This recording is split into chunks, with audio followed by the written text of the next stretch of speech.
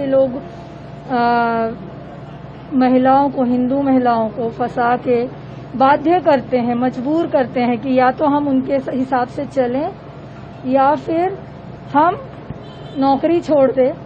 ऐसी बाधित व्यवस्था की वजह से मुझे ये प्रेस कॉन्फ्रेंस करना पड़ा। मैं जितना 10 महीनों में मैंने जितने हरासमेंट और जितने टॉर्चर सहन किए हैं, उस चीज़ को तो मुझे आगे लाना ही था। प्लस मुझे ये जागृति देनी है कि औरतें अगर हिंदू हैं तो हमें कम से कम ये तो कुछ स्टेप्स लेने चाहिए कि हम उनके प्रोटेक्शन के लिए। और ये धर्मांतरण का जो अंडर कवर प्रोसेस चलता है, जिसका हाईलाइट हमको कभी पता नहीं लगता। हमें लगता है कि हम बस कैजुअल टॉक में हैं या कैजुअल बातें कर रहे हैं, जबकि वो आपको फंसा के उस चीज के लिए एक्सेप्ट करने की कोशिश करवाने की कोशिश करते हैं कि हम धर्मांतरण करें, मुसलमान चीजों को अपनाएं। और उस वक्त हम जब इन सब चीजों को कंपनी से बात भी करते हैं तो कंपनी कहती हैं ये सब हमारे इस कंपनी में नहीं चलता और उसको छुपा दिया जाता है।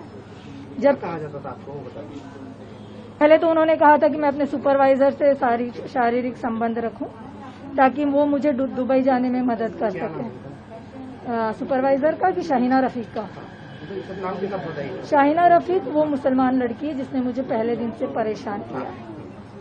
क्या परेशान किया वो बताइए। उसने पहले दिन ही मुझे कॉल पे बहुत सारी व्यक्तिगत बातें पूछी और उस पे उसने मुझे ये कहा कि इतने मीन्स तुम बहुत पढ़ी लिखी हो और जो सैलरी विप्रो दे रही है वो बिल्कुल ना के बराबर है।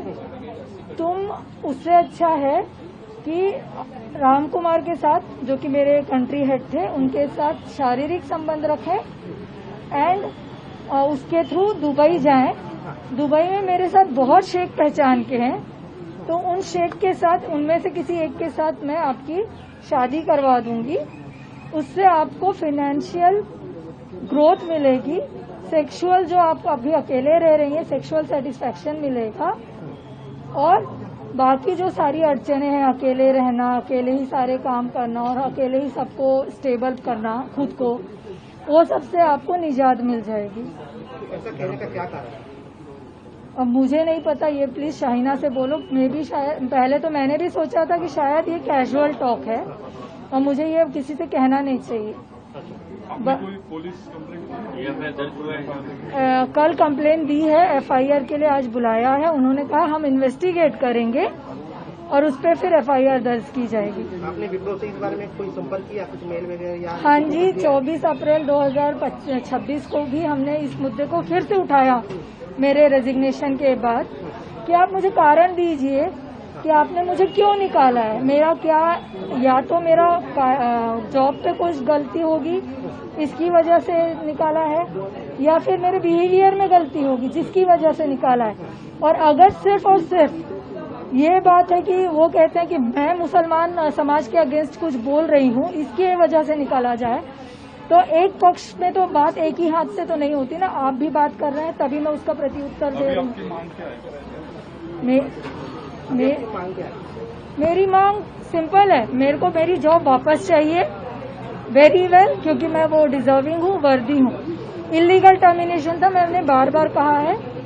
और दूसरी चीज, एक संस्था की स्थापना होनी चाहिए विद इन हर एक प्राइवेट सेक्टर में, जहाँ पे पॉश नहीं, पॉश इज, मैं आपको नाम नहीं ले सकती, बट मेरी जो पॉश की जो मैनेजर है उन्होंने खुद ही कहा था कि रीता मैं तेरी यहाँ पे कुछ मदद नहीं कर सकती। अन्य महिलाओं के साथ भी आपके जैसे कुछ हुआ है? बहुत कुछ हुआ है सर, बट मैं उनका नाम भी नहीं बता सकती, और क्योंकि मैं बाध्य हूँ। कंप्लेंट आज जो है आपको लेट करने क्या कारण है बताइए? कंप्लेंट मुझे पहले जिस तरीके से डिप्रेशन में लाया गया था और कन्विंस किया गया था कि विप्रो, जो कि बहुत बड़ी मल्टीनेशनल कंपनी है, उनके अगेंस्ट मुझे कुछ नहीं कर सकती, मैं एक चीटी मात्र हूँ, ये एक रीजन था मेरे दिमाग में बैठा हुआ कि क्या सचमुच मैं विप्रो के अगेंस्ट कुछ नहीं कर सकती।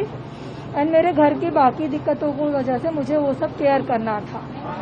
बट जब TCS का केस देखा, तो जब एक वहाँ के केस में मुझे ये समझ में आया यही सेम प्रकरण मेरे साथ हुआ है, तो मैं क्यों पीछे रहूं वो चीज बताने के जिन तकलीफों से मैं गुजर रही हूँ। क्या कंपनी की रिस्पॉन्सिबिलिटी नहीं है कि उनको ये देखें कि हर एक जो भी एम्प्लॉय है, चाहे नामांतरण के लिए फोर्स किया गया था आपको? हाँ जी, क्या बताया? उसने बोला था शेख से शादी करो। अगर मैं शेख से शादी करूंगी तो क्या कहलाऊंगी सर? आप ही बता दीजिए। क्या प्रलोभन दिया था आपको? मैंने आपको बताइए। उन्होंने फिर से यही कहा था कि तुझे सोना मिलेगा, गाड़ी बंगला घर सब कुछ मिलेगा, बच्चे भी होंगे, जो तुम्हारी अभी तक तकलीफ और मिडिल क्लास लाइफ चल रही है वो बहुत हाईफाई हो जाएगी। Thank you. नमस्कार, मैं